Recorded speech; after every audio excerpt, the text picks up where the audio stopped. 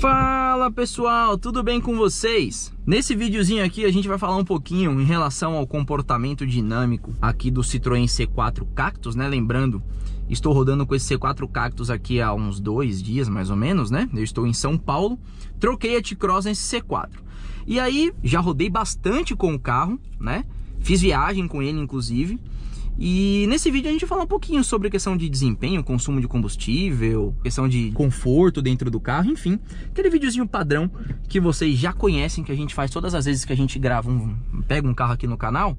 Deixa eu só fechar aqui o portão. Aí, tá fechando. Tá fechando. Pronto.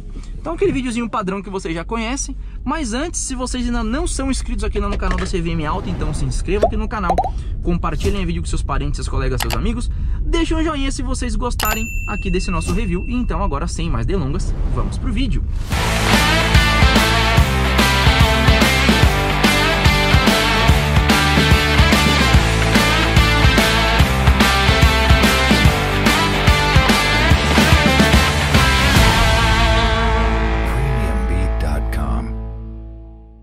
Bom, como eu disse pra vocês, então, vamos falar um pouquinho aqui do comportamento dinâmico de uma forma geral do C4 Cactus, tá? Já vou adiantar pra vocês que uma das coisas que me chamou muita atenção nesse carro foi principalmente a parte de desempenho dele, né? De uma forma geral, é um carro que eu gostei bastante de guiar, principalmente na estrada, tá? E vamos começar falando então em relação ao desempenho dele, né? Lembrando, esse carro aqui ele tem um motor 1.6 16 válvulas. Esse motor aqui ele tá acoplado a uma transmissão automática Aisin, né? Aquela transmissão automática de 6 velocidades que rouba um pouquinho de potência natural. Esse motor é aspirado, né? E, enfim, é um carro que na cidade, o que a gente pode dizer? Ele aparentemente, ele mostra que anda, mas não anda tanto assim. Ele faz mais barulho do que anda na cidade, digamos assim, tá? Então aqui, ó, deixa o caminhão dar uma afastada ali. Eu vou dar um pé fundo, eu tô na transmissão aqui no modo normal, tá? Não tô no modo eco, ó, afundei o pé. Ele grita muito e não anda tanto na cidade. Mas enfim, ele tem um desempenho bom de uma forma geral. Como eu falei, ele mostra uma coisa, mas acaba sendo outra, né? Para você rodar no dia a dia, baixas rotações, é um carro um tanto quanto apagado. Talvez por não ser um carro turbo, né? A gente tá acostumado com um carro turbo, né? Assim, carros espertos, digamos assim, em baixas rotações. Esse carro aqui ele começa a crescer a partir ali das suas 4.000 rotações por minuto aproximadamente, tá? Então de baixas rotações é um carro um tanto quanto apagado. O que eu percebi é que para compensar um pouco essa falta de fôlego, digamos assim, em baixas rotações, o câmbio dele tem a primeira, segunda e terceira marchas bem curtas, né? O que melhora um pouco essa sensação. E ele vai melhorando acima das suas 4.000 rotações. Lembrando que ele tem 16.1 kgfm de torque, e esse torque máximo no etanol, ele está abastecido com etanol, ele vem ali nas suas 4.750 rotações por minuto, tá? E o que é legal é que ele tem um crescimento linear. Ele começa bem apagado, mas ele começa a crescer de forma bem linear. Você não sente que o carro dá aquela morrida, digamos assim, como a gente percebe em carros com motor turbo, né? Carro 1.0 com motor turbo, né? Que o carro começa a crescer bem, de repente ele dá uma apagada, uma morrida de médias para altas rotações, né? Aqui não, aqui o crescimento ele é linear e é um motor bem elástico nesse quesito, né? Nesse sentido. E aproveitando, né? Depois que você entra ali no seu pico de torque, você já tem o pico de potência dele, que vem aí a 5.700 rotações por minuto, se eu não me engano, né? Os 118 cavalos aqui. Então, é um motor com crescimento linear. Agora, na estrada, esse carro aqui me surpreendeu muito. Ele, de fato, é um carro gostoso de guiar na estrada, mesmo quando você coloca a transmissão no modo eco, né? Ele tem o modo normal, que é o que nós estamos aqui agora. Tem o modo Sport e o modo econômico, tá? Eu usei muito esse carro, principalmente na estrada, até para poder aproveitar médias de consumo. Eu usei muito ele no modo eco. Então, assim, é um carro muito gostoso de guiar na estrada. O motor bem elástico, ele incentiva você a andar. Não senti falta do fato do carro não ter um turbo compressor, né? Ele vai bem, você mantém 120, 130 por hora. Aqui em São Paulo você consegue manter 120 por hora em várias vias. Então, é um carro que mantém bem velocidade de via, velocidade de cruzeiro. Se você quiser viajar um pouco mais além disso, ele viaja também sem problema algum, mesmo com o ar-condicionado ligado, tá? Mas assim, uma coisa que eu tenho que falar pra vocês em relação ao desempenho, quando você coloca a transmissão no modo eco, né, priorizando principalmente consumo de combustível, o câmbio fica um tanto quanto indeciso, né? Ele tá de quinta marcha e de repente você afunda um pouquinho mais o pé, ele reduz para uma terceira, joga para uma quarta, depois reduz para uma terceira de novo, quarta. Ele fica variando muito as marchas, é um tanto quanto indeciso. Então se você busca mais desempenho, o modo Eco de fato não é a opção. Não testei no modo Sport, mas o modo Eco garanto para vocês que não é a melhor opção nesse sentido, tá?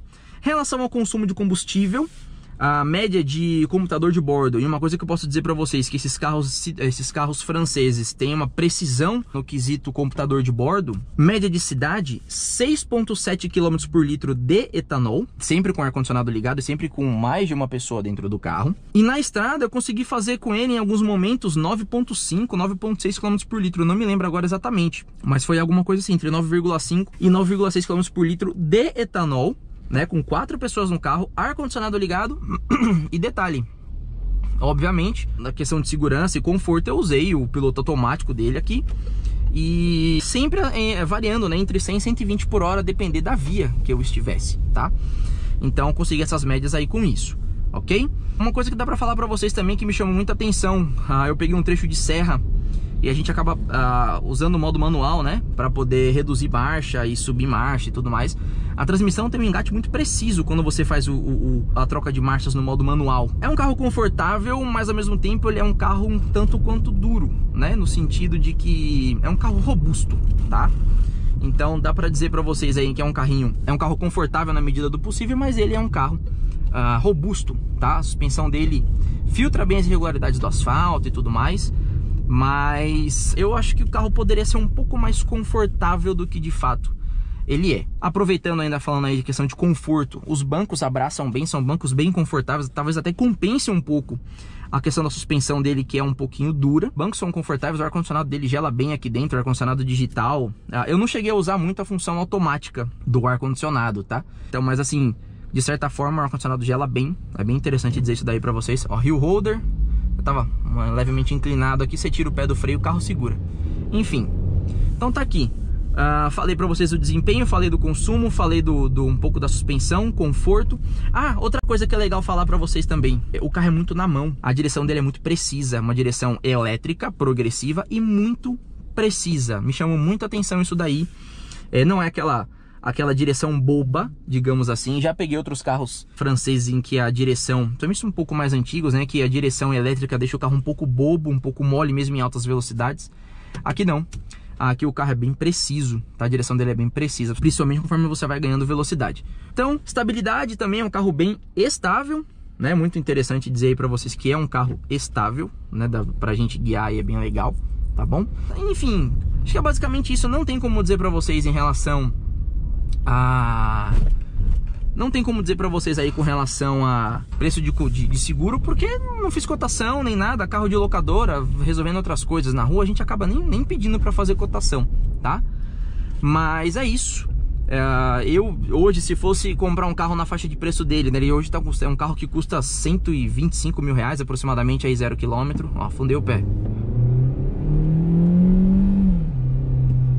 O motor grita bastante, né? Porque não tem nem muita acústica nem térmica, mas enfim. Se eu fosse comprar um carro hoje até 125 mil reais, com motor 1.6 aspirado, entre ele e um Creta, por exemplo, eu iria com ele. Logicamente, não pagando 125 mil reais, buscaria desconto e tudo mais. Mas assim, é um carro que me agradou muito a questão, a dirigibilidade, né? Então, pensando na dirigibilidade, eu optaria por ele, ao invés de um Creta, por exemplo, tá? Questão de conforto é outra coisa, mas... dirigibilidade acho que eu iria com ele, beleza? Bom, se eu fiquei faltando falar mais alguma coisa aí pra vocês, me perdoem, deixem nos comentários se vocês quiserem saber mais alguma coisa aqui em relação ao C4 Cactus. Lembrando, tô com esse carro aqui há 2 dias, eu peguei esse carro na segunda, hoje é quarta, então segunda rodei com ele, terça e hoje, né? 3 dias rodando com o carro, sendo que já peguei estrada com ele também, tá bom? Então é isso, é um videozinho aí, digamos assim, não vou dizer que é opinião de dono, né? Porque eu não sou dono, mas um videozinho aí falando basicamente as minhas impressões ao guiar. Olha um Corcel, adoro. Minhas impressões ao guiar o carro. Espero que vocês tenham gostado. Compartilhem o vídeo com seus parentes, seus colegas, seus amigos. Deixem um joinha se vocês curtiram, tá? Deixem aí também sugestões de alguns carros que vocês queiram que a gente mostre aqui no canal. E a gente se fala, a gente se vê aí no próximo vídeo. Nos sigam também no Instagram, que é o @cvm.auto, tá bom? É isso, pessoal. Muito obrigado, até o próximo vídeo e tchau!